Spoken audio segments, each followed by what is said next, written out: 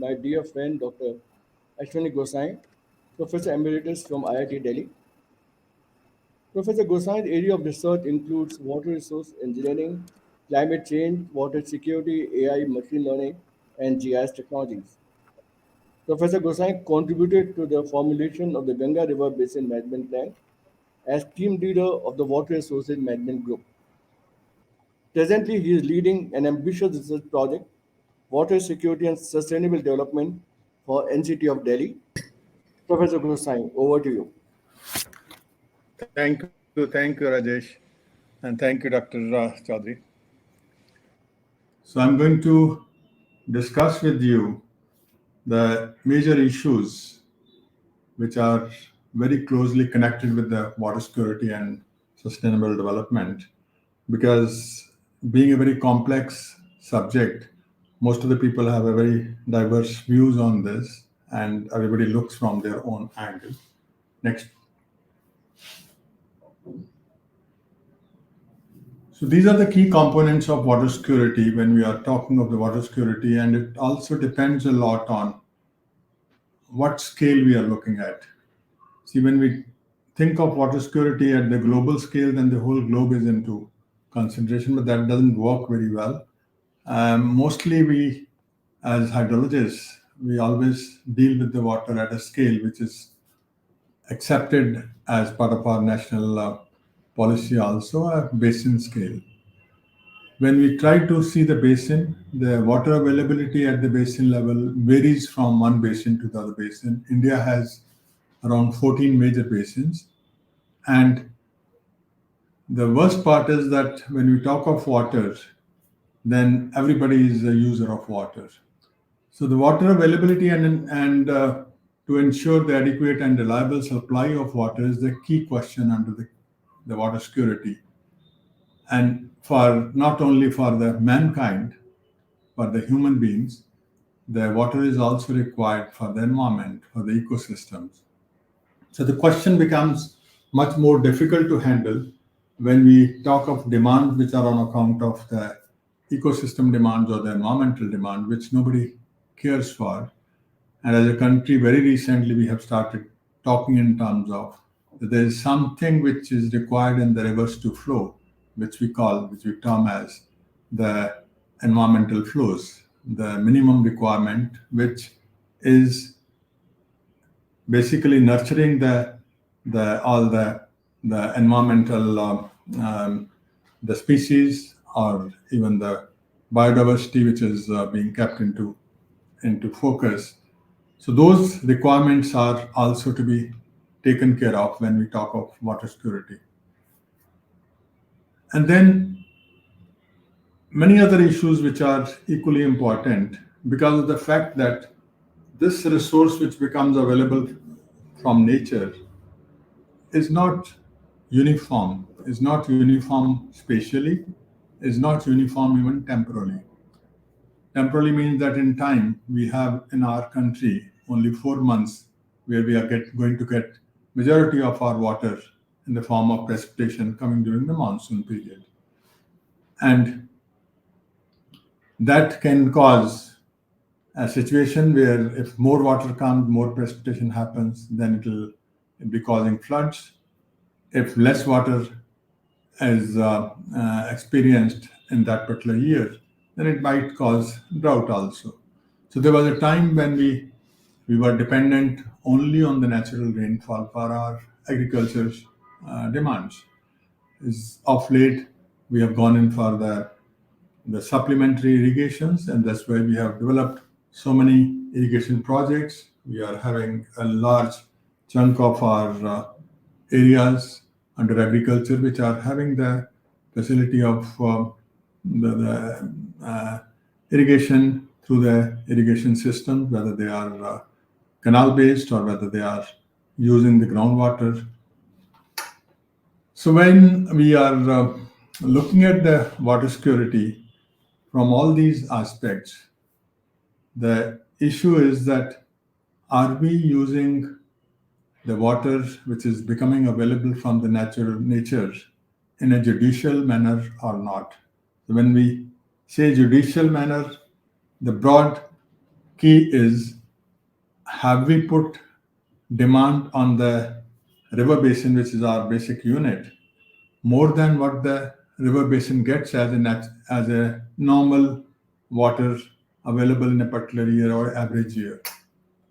If our demands are more, then we are going to create a deficit, which is basically has to be taken from somewhere. And in our country, you might be hearing that all the basins, most of the basins, the water table, the groundwater tables are going down year after year. And that is what the Central Groundwater Board keeps on declaring many of the blocks as gray blocks or red blocks on account of that they are mining groundwater, which is not supposed to be used, and with the result, this deficit is taken from the groundwater, which is a scarcely used resource supposed to be. It is required to be used only when you have a drought-like conditions. So that means you are creating an imbalance in the natural systems, which affects your ecosystems because you are not going to get the environmental flows in the rivers because your groundwater table has gone down so much that the rivers are now contributing to the groundwater because of the deep groundwater tables. Those are very technical issues, and we have been working on those. And in a nutshell, I think it's important to understand that if we want to have the water security and the sustainability over a period that all our generations, which are next coming generations, they should also be in a position to take care of their water demands. Then we have to be conscious about the sustainability aspects. So all the developments which we have to do, they have to be done with this core issue in mind: that are we mining the water or overutilizing the water or creating problems for the future generations in a manner which will not be able to serve them with the same resource as we are getting the benefits from this resource. Next. So I'm going to basically all this what I have just mentioned, I'm going to highlight these things with an example taken for the city of Delhi or National Capital Territory of Delhi. This is a recent project which we are doing, and basically the focus of this particular project is to look at the water security, how to resolve the water security of an area. In this particular case, we have taken the NCT of Delhi as a case. So if we have to talk in terms of the water security of NCT of Delhi, then what are the issues to be tackled? That is the core issue of this particular project, and this is funded by the UK GCRF, the UKRI,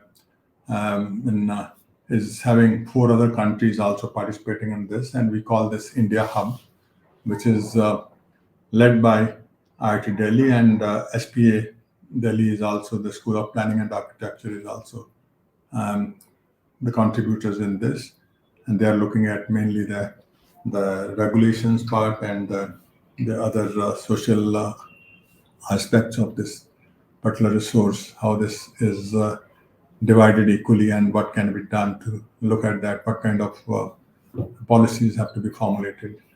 So next, please. So basically, um, the strategy which has been used, because after mentioning to you the broad the the segments of this particular issue, it is in the background is a very scientific question, and it has to be looked at in the manner in which we can use the scientific knowledge to really come out with first the information base which can be shared with the stakeholders, all kinds of stakeholders, and then only you can think of addressing these issues in a manner that you can find proper solutions. So the strategy which is required to be used, that you have to have a scientific understanding of all the water systems. In this particular case, now we are talking only of NCT of Delhi. What are the water systems? what is their performance level, what is their present status, and how these systems interact with the other systems, other water systems. Then we have to identify and evaluate the reasons of their malfunctioning, because most of these systems are malfunctioning, and that's why we are not in a position to cope up with many of the requirements of this water security, and how we can evaluate the adequacy of each system. For example, if you're having the water distribution system, or we are having the sewerage system, which is basically through which you are carrying the sewage generated by the individual households to the sewage treatment plants, whether they are adequate, because all over the years Delhi is increasing its population and the systems are still old, and we have uh, that is what is the key issue, that you have to have the understanding, proper understanding through the scientific analysis, and then only you can come up with the steps which have to be taken for better management of these systems. Then incorporating the climate change implications. So on top of that, we are having the climate change implications, which means that we don't know our major sources from Yamuna. The water which is used by Delhi, it comes from Yamuna, though it also comes from Indus and partly from Ganga, and we also use some groundwater, but mainly the dependence is on Yamuna as a river system. So, what will be the implication of the climate change on Yamuna itself? That is another question which has to be resolved. Next, please. So, what we did, we have, while demonstrating this, that what how we can resolve, how we can look at various aspects of water security of NCT of Delhi, we have no other option but to use the basin, the Yamuna as a basin, which is the main source of water for Delhi. What is the water availability as of now? If we look at the past historical data, how the water of Yamuna is getting distributed over different states. There are four major states which are getting this water when it gets diverted from the Hatnikund barrage. And what is the fate of that? How much water is being used by the irrigation from these the western and eastern Yamuna canals, and then also how much you get in Delhi for the purpose of the drinking water demand and the industrial demand of Delhi, and how is varying from year to year. So that is what was to be analyzed, and we have used the hydrological models to simulate the whole basin, and then evaluated that how much is the amount of water which is going to be there in future under the climate change situations. Then we also looked at, since I think this is a PDF now, we won't be having, these are the embedded slides. So the NCT of Delhi, what happens within the NCT of Delhi? What is the water balance of NCT of Delhi?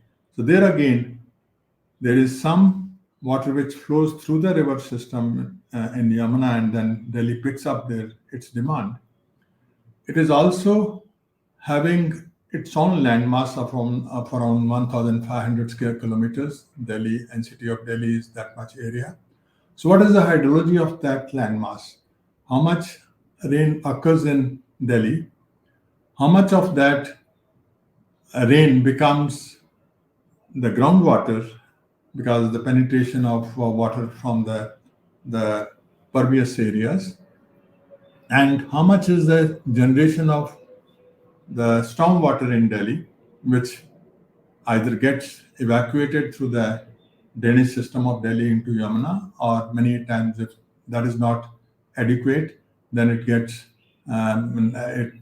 floods many of the areas in Delhi. So that becomes a localized flooding problem on account of the local rainfall, and also the flooding problem of Delhi with respect to the what happens in Yamuna, as it happened last year. There was a huge flood which passed through Yamuna, and some part of the breaches were there which were plugged very. So you have to have understanding of that water balance, and then we are looking at Barapula because there are many systems which are very complicated systems and the data is not there majority of the time. So we have taken a Barapula as a basin, which is one of the three basins in Delhi, where we are looking at the major water systems, the water distribution system, the sewerage network, the STPs, how much sewage gets generated and which goes into um, the the sewage treatment plants, and then you get the treated water. So what do we do with the treated water? How we can make use of some of that treated water for various purposes to reduce our demand?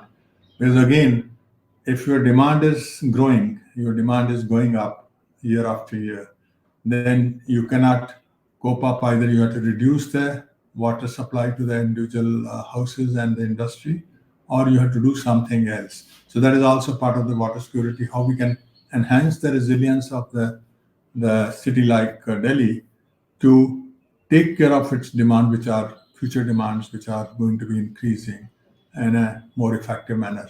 Then we also, so we have analyzed the water distribution networks to evaluate how much is the losses that the water distribution network is having.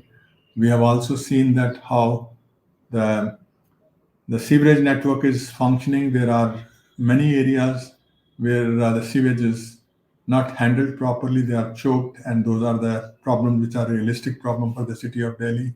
Similarly, what are the drainage networks in Delhi when the rain comes? How it gets emptied? The stormwater is emptied into the Yamuna River, or whether it's flooding the areas, why the flooding is taking place. So that is again a technical question which we have analyzed by simulating the all the drainage systems of Delhi. And finally, at the Delhi campus level, we have done at the local level to showcase that how some of these things can be really made better in terms of water savings. Can we look at what will be the investment needed for um, the circular economy? Delhi IIT campus has now two sewage treatment plants. How effectively we can reuse that water and reduce our demand on the DJB to and if the same thing is done by other institutions, then overall demand can come down. And how effective it is, how we can reduce the leakages, how we can reduce the other inefficiencies in the water system. Next, please. So I think that is what our team has done for the water security of NCT of Delhi. So the next slide will give you some of the other aspects which are equally important. Can I go to the next slide, please?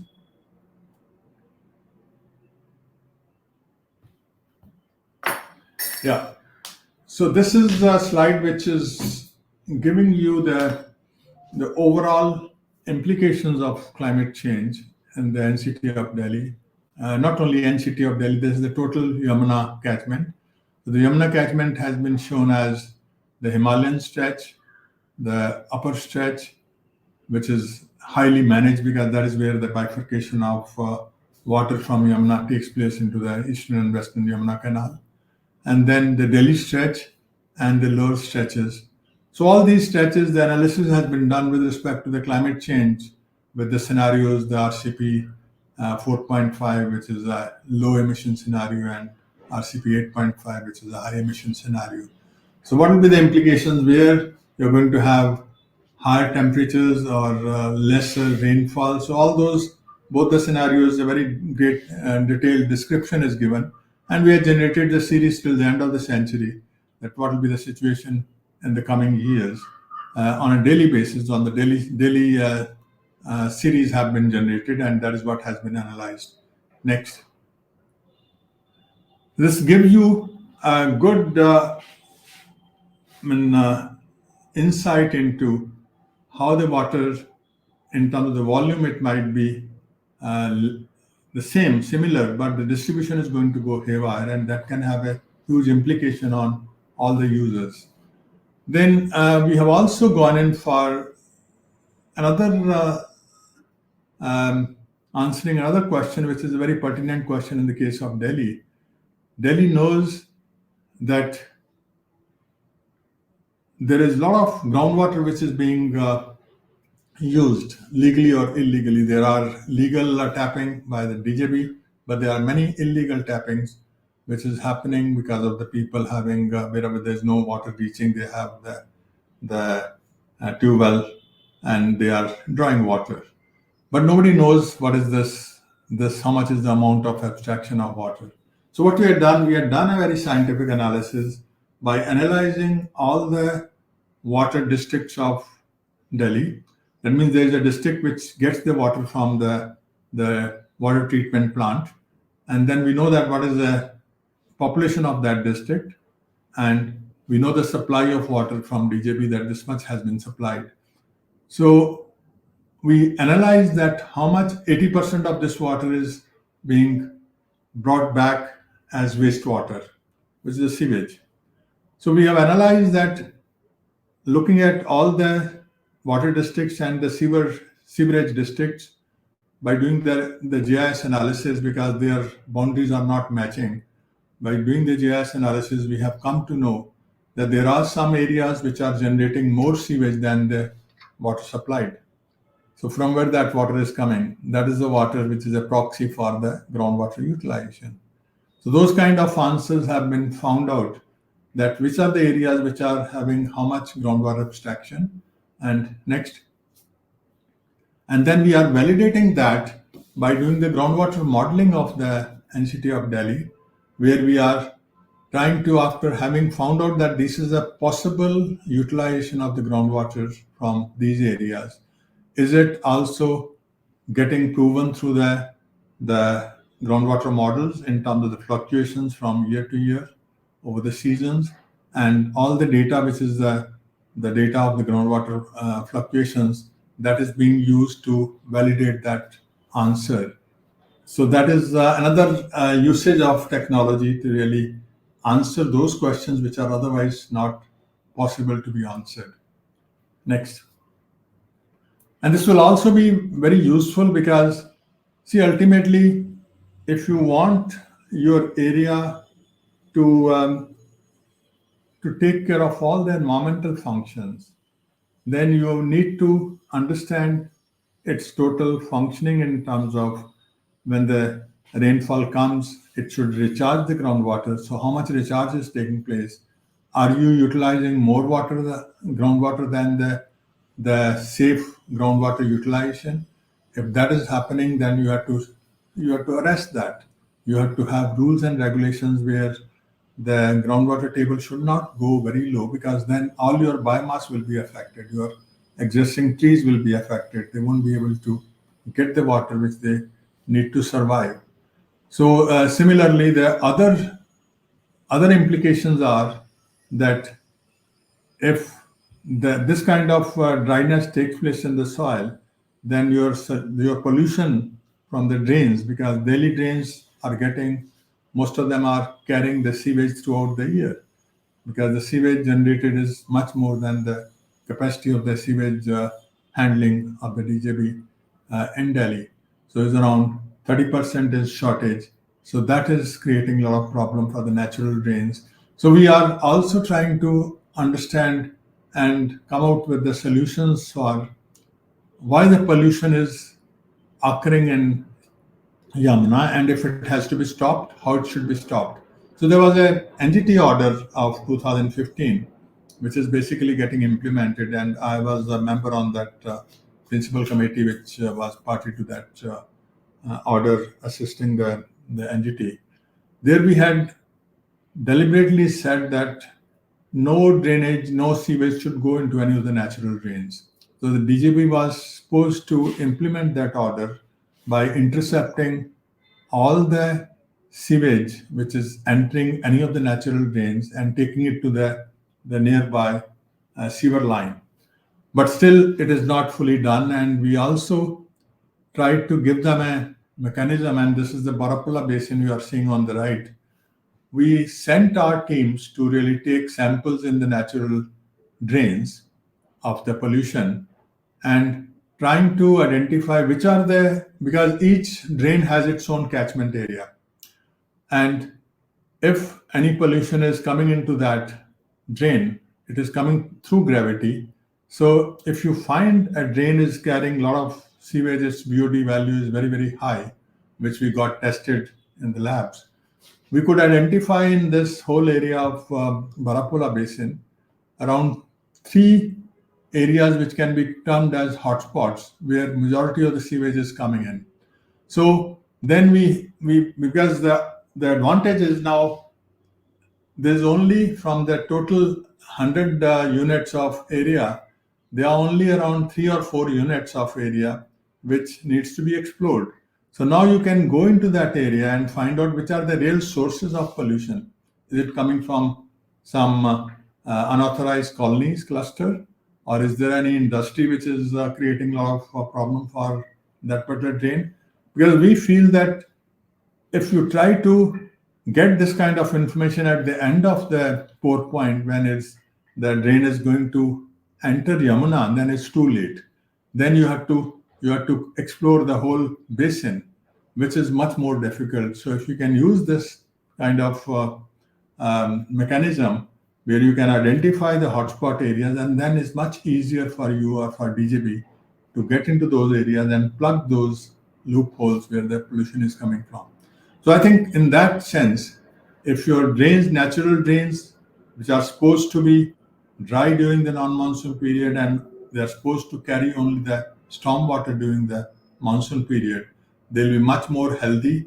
They'll not be creating pollution of the kind which you are finding in Delhi, all over Delhi, and that is not Delhi only. All the cities of India is the same situation. So that was another mechanism which we are involving ourselves and trying to come out with suggestions that how these things can be handled in a better manner. Next. Then we have also tried to contribute in terms of the flooding, that how we can identify those areas where the flooding is taking place and analyzing using the hydrodynamic models that why that area is getting flooded. Is it the inadequacy of the drain? Is it some other issues that the drains are silted up? They don't have the carrying capacity to let their stormwater be taken to the final destination. So those things are another segment where we have come out with early warning systems. We have made models where you can, when the rain has occurred, there are around many 10 or 15 automatic weather stations installed in Delhi. So we are getting directly that information from IMD and then using that information and running the models and giving a prior warning that this area will be getting flooded. And then the next step is that if you want to reduce the flooding there, what are the actions which can be taken? So next, while doing this, we have also come out with a participation from the citizens. So we have created a application where anybody can take a picture during that time, that then when the rain occurred at their location or any location of their choice, they can take a picture and send us the geotagged picture by also approximately saying that at this location, the depth of water which got accumulated was knee high or ankle high, or maybe some other units they can. So we are trying to use that information which is coming from citizens to validate our models. Are the models working all right, or can they effectively be used in identifying the location, and then after identifying the location, then analyzing that what is the root cause of that location getting flooded and how the solutions can be found out to overcome that flooding issue. Next. So I think this I'll skip because it's the same thing which we had done. We had done shown for the campus how our old system, which is many years old, how is consuming much more electricity if we reduce and change the system with the present materials of the pipes, how within 3 years we can recover all the investment, and it is doable, and we can have a dual system in the campus where we can reduce our water demand very effectively. So all these things are shared in this toolbox, which has been created at the IIT Delhi as part of this particular project.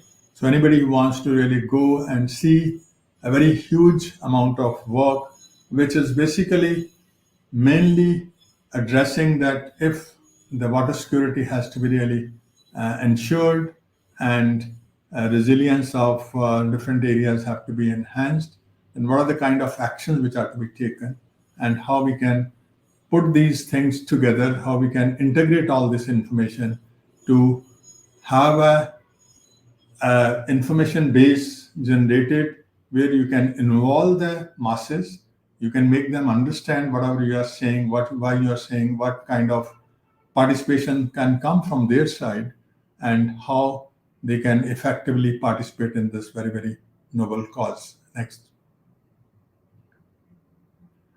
So finally, in conclusion, it is imperative that the system approach which we have used to ensure water security in an integrated manner be implemented to revive and manage our water system more effectively before it's too late. So I'll stop here. Next, please. Thank you. Thank you very much, Dr. Gosain, for a very insightful discussion on a very critical subject, the whole issue of water security, climate change, all this leading on to sustainable development for the whole planet Earth. It's a serious issue, and I think a collective effort from all stakeholders is required to make it a success. I'll again give an example of Delhi, that there are many things which people even don't know. They don't realize that they have done something which is causing the problem. I'll give you an example that if you look at the locality level in the city of Delhi, there is no street level drain left in the streets. Nobody can see any street level drain which were there earlier, which was carrying the rooftop water through a mechanism, and it was going to the street level drain, and then it was going to the next level drain, next bigger drain. So when all the drains are gone at the street level, where the rooftop water is going into the sewer line, The runoff. and nobody knows that the plumber has connected. And I think in every locality, if you'll see, the sewer lines are not designed for that. So whenever the rain comes, there are many segments of sewer lines in Delhi which start with they get surcharged, and they start oozing the sewage because they are full. They are supposed to run under gravity. Yes, exactly. Now, individuals who have done this, they are not even aware that they have done something wrong. But the question is that if you ask them to get their connection disconnected, you have to give them an alternative. So we had given them, the Delhi government, a alternative that all these connections, which are the rooftop water, they should be taken to the nearest park. You should depress the park by 1 foot, and this water will be a rainwater harvesting mechanism at no cost. So the previous rule of rainwater harvesting to be implemented by any plot which is 200 square meter and above, they Sure. are not functional. They are all gone when they only function for 1 year or 2 year. Then nobody. Oh, really? I didn't know that. That's what I'm saying. That, Yeah. that this is where if you make these things known to people, if you do the analysis properly, you come out with the suggestions. Tell them that this is what is wrong. Similarly, the most of the drains in Delhi, they are filled with solid waste, and Hmm. all the solid waste is coming from some construction activity, and the contractor you have managed when you have given him the job, you have never bothered that where he is putting the solid waste. Exactly. Yeah. So I think And all those things are important, and we need to really publicize these things by showing them that this is where the problem is getting created and they should participate in that. I don't believe in taking people, the school children, to the Yamuna, that floodplain, and then making them pick up those the polythene bags. It's not going to do any Yeah, good to anybody. you have to do root cause analysis and fix the problem at the root and not patchwork. What taking children to Yamuna is more of a patchwork. Yeah, It does not solve the problem. it's a good way to just have a good picture taken and then. It's just optics. Exactly. Yeah. Well, there are many more questions. However, in the interest of time, I guess we'll have to conclude this session now. Professor Gosai, thank you so much for joining us this morning, sharing your views, your experience, and knowledge on a vital subject with the audience. I appreciate you sparing your time and joining us this morning. Thank you God much.